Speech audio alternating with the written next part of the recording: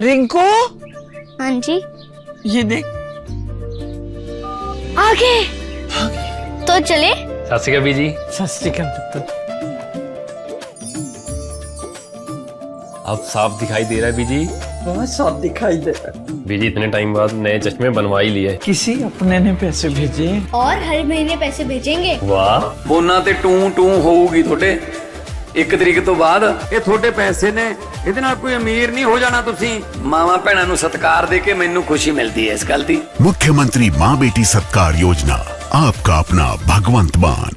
Home straight पर Iran ने किया पूरा नियंत्रण का दावा, ब्रेकिंग और शॉट। ओमान के हिस्सों पर भी ईरानी सेना का कब्जा, बड़ी खबर। ये देखिए जरा, ईरान का अमेरिका से बातचीत नहीं करने का ऐलान। ईरान के उप विदेश मंत्री ने अमेरिका से वार्ता की संभावना नकार दी है।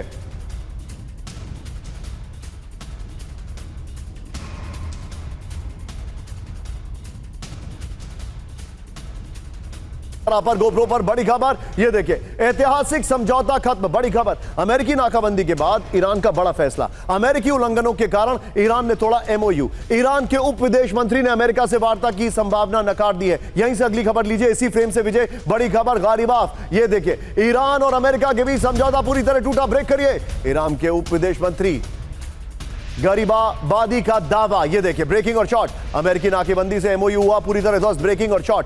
विजय, दोनों ब्रेकिंग, दोनों shot. And straight to professor Rajan. Rajan sir, I am sorry, आपको थोड़ा देर से शो में इंट्रोड्यूस किया है, पार्डन मी फॉर दिस।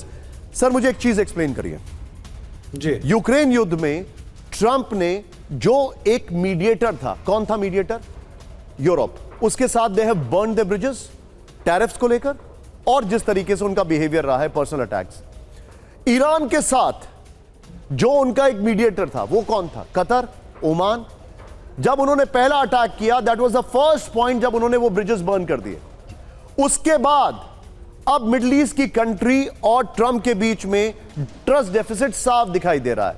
ये वो गले की घंटी है जो उतार नहीं पा रहे हैं, क्योंकि उनके पास ऑल्टरनेट नहीं है। ट्रंप एमओयू कैंसिल कर दिया ईरान ने। What is the way out sir? अब बातचीत कैसे होगी?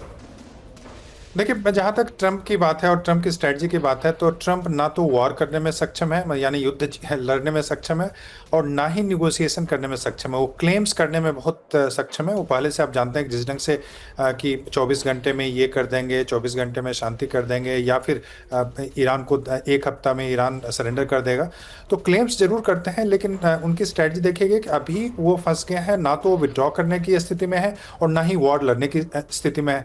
ईरान में लगभग सारी स्ट्रेटजी जो वॉर की थी वो अपना चुके हैं। अनलेस अनटिल कि वहाँ पे वो डिसाइड करें कि वहाँ पे ग्राउंड फोर्सेस जब तक नहीं जाएंगे, तो ईरान की स्थिति में कोई भी परिवर्तन देखने को नहीं मिलेगा।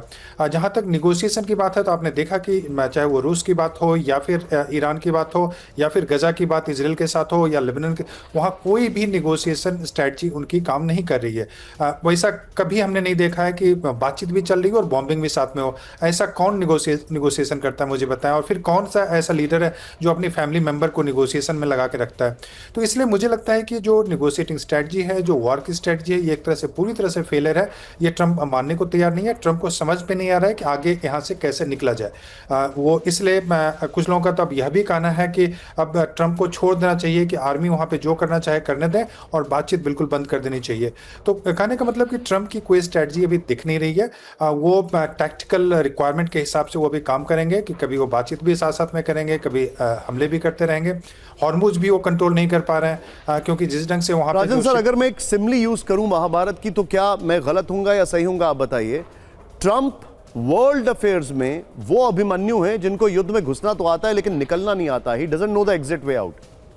मुझे तो लगता है घुसना भी नहीं आता। और अभिमन्यु से उनकी स्थिति हो गई एक, अपने हिंदी में ही बोलते हैं, वही गति सांप चुचुंदर केरी, जिसको बोला जाता है कि सांप अगर निकलने की कोशिश करता है तो निकल भी नहीं सकता है और उसको फेंक भी नहीं सकता है। तो ट्रंप की स्थिति बिल्कुल वैसी ही है। ट्रंप कोई भी वॉर, आप देख रहे हैं जिस ढंग से उनकी स्ट्रेटजी, कोई भी वॉर जीतने में सक्षम नहीं है, और ईरान को सरेंडर करवाने में बिल्कुल भी सक्षम नहीं है। ये तो, और उनकी जनता भी अभी डिवाइडेड है। तो उनको मैं आपको इसी में अभी ट्रंप की एक रेटिंग दिखाने वाला हूं, और इसमें मैं आपसे कमेंट भी लूंगा। राजन सर, बी विद मी। बड़ी खबर आई है, ब्रेक करिए जरा। कुवैत में ईरान के ड्रोन का कोहराम, ब्रेकिंग और शॉट। सैन्य डिपो पर ईरानी ड्रोन का हमला, शॉट्स के साथ। ईरान के हमले में कुवैत नेवी का शिप तबाह। ओ ये बहुत बड़ा हमला है।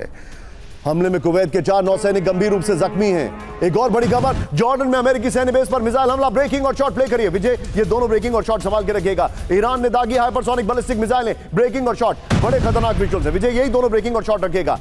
अगली बड़ी खबर, ब्रेक करिए सीधा आइए, यहां पर मैं दिखा रहा हूं आपको जॉर्डन में अमेरिकी सैन्य बेस पर ईरान का प्रहार। ये देखिए जरा, अमेरिका के सबसे बड़े ठिकाने पर मची तबाही। मल्टी स्क्रीन पर आइएगा विजय, ये देखिए जरा। एक और बड़ी खबर आइए जरा, जॉर्डन में अमेरिकी F-18 लड़ाकू विमान तबाह कर दिए गए। ये देखिए जॉर्डन में अजराक एयरबेस पर ईरान का ड्रोन अटैक, ये विजुअल है उसका। 7वें चरण में हमले में भारी तबाही का दावा किया जा रहा है। एक और आइए जरा,